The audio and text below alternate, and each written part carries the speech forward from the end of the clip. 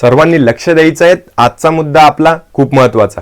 परीक्षेला जाताना कोणत्या गोष्टी घेऊन जायच्या आहेत, महत्त्वाच्या आहेत आणि कोणत्या गोष्टी घेऊन जायच्या नाहीत याच्यावर आपण चर्चा करणार आहोत।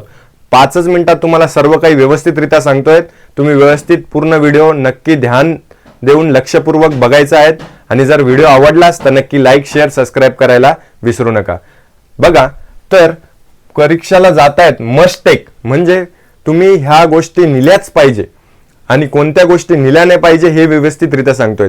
तर लक्ष द्यायचं आहे की कोणत्या गोष्टी तुम्हाला आवश्यक असणार आहेत। तर बघा, हॉल तिकीट, तुमच्या हॉल तिकीटची कलर झेरॉक्स ही तुम्हाला व्यवस्थितरित्या आवश्यक असणार आहेत। कलर झेरॉक्स तुमच्या जवळ पाहिजे म्हणजे पाहिजेच।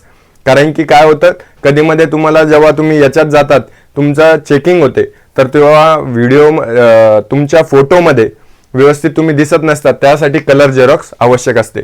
आता 2 बॉल किंवा जेल पेन, एक तर बॉल पेन न्या किंवा जेल पेन न्या आणि ज्याची टीप मोठी असेल असेच पेन तिथे न्यायचे आहेत, कारण की तुम्हाला सर्कल करायला लवकर होतात आणि सोपे जातात। दुसरं वॉटर बॉटल, पाण्याची बॉटल तुम्हाला व्यवस्थित न्यायचं आहे।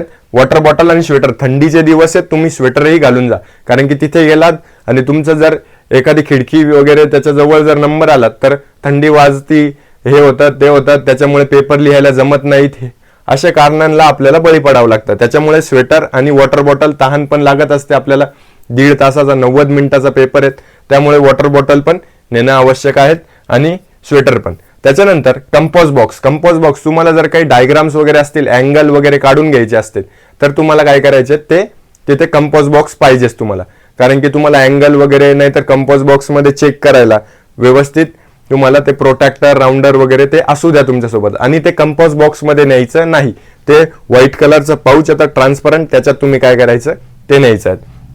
हाफ आवर पहिले प्रयत्न असाच करायचा आहे की अर्धा घंटा पहिले, आपला जर 9:30चा टाइम आहे परीक्षेचा आणि मध्ये जायचा जर टाइम 9:30 आहे, 10 वाजता पेपर सुरू होणार आहेत, तर ते आपल्याला 9:30ला एंट्री बंद करतात।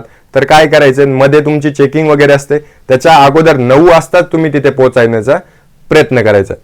त्याच्यानंतर काय गोष्टी नाही, मोबाईल, स्मार्टफोन, स्मार्ट वॉचेस ह्या न्यायच्या नाही, कारण की हे नेलं तर आपल्याला परीक्षेला बसू देणार नाही। स्मार्ट वॉचेस, अशी स्मार्ट वॉच असते, मोबाईल असतो, या गोष्टी टाळायच्यात।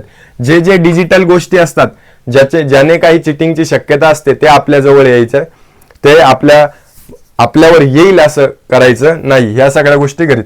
आता बॅग, बुक, पेजेस आपल्याकडे काही असले तर हे काय करायचे, नेणं टाळायचे। त्याच्यानंतर आपण जी अंगठी वगैरे, रिंग वगैरे घालतो त्याच्याने काय होतं, आपल्याला लिहिता लिहिता फास्टमध्ये काही अडचणी येऊ शकतात, ह्याही गोष्टी टाळायच्यात। आणि जेव्हा आपण जातोय तेव्हा आपला बेंच वगैरे व्यवस्थित चेक करून घ्यायचा आहे। लवकरात लवकर आपण तिथे जातो तर पेजेस वगैरे काही असेल तर ते व्यवस्थित डस्टबिन मध्ये प्रॉपर टाकायचे आहेत। आणि काहीही अडचण असली तर आपल्या ज्या शिक्षक आपल्याकडे गार्डिंगसाठी असतात त्यांना लवकरात लवकर कळवायचं आहे, याचसाठी आपल्याला अर्धा तास लवकर जायचं आहे। जर तुम्हाला हे सर्व तुम्ही टिप्स व्यवस्थित जाताना फॉलो करायचे आहेत आणि जर तुम्हाला हा व्हिडिओ आवडला असेल तर नक्की लाईक, शेअर, सबस्क्राइब करायला विसरू नका आणि सर्वांना परीक्षेसाठी बेस्ट ऑफ लक।